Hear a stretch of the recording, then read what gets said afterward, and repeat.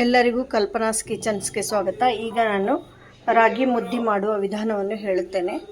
ನಾನು ಈ ಗ್ಲಾಸ್ನಿಂದ 1.5 ಗ್ಲಾಸ್ ನೀರು ತಗೊಂಡಿದ್ದೇನೆ. ಈಗ ನೀರು ಹೆಸರು ಬಂದಿದೆ. ಈಗ ಅದರಲ್ಲಿ ಸ್ವಲ್ಪ ಸಾಲ್ಟ್ ಹಾಕ್ತಾ ಇದ್ದೇನೆ, ಸ್ವಲ್ಪ ತುಪ್ಪವನ್ನು ಹಾಕ್ತಾ ಇದ್ದೇನೆ. ಈಗ ಹಿಟ್ಟನ್ನು ಹಾಕಿ ತಿರುಗ್ತಾ ಇದ್ದೇನೆ.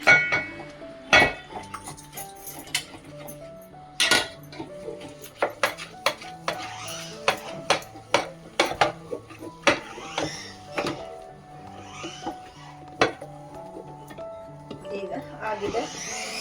ಸ್ವಲ್ಪ ನೀರು ಚಿಮುಕಿಸಿ ಮುಚ್ಚಿಡಬೇಕು.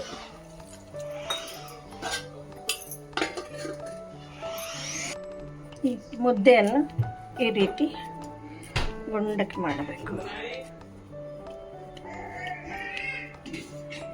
ಒಂದು ಹಿಟ್ಟಿಗೆ 1.5 ನೀರು ಹಾಕಿದರೆ ಕರೆಕ್ಟ್ ಆಗುತ್ತೆ. ಕುದಿಯೋ ನೀರಿನಲ್ಲಿ ಸ್ವಲ್ಪ ಉಪ್ಪು ತುಪ್ಪ ಹಾಕಿ ಮಾಡಬೇಕು. ಈಗ ಸಾಂಬಾರ್ ಜೊತೆ ಸವಿಯಲು ಸಿದ್ಧ. ಧನ್ಯವಾದಗಳು.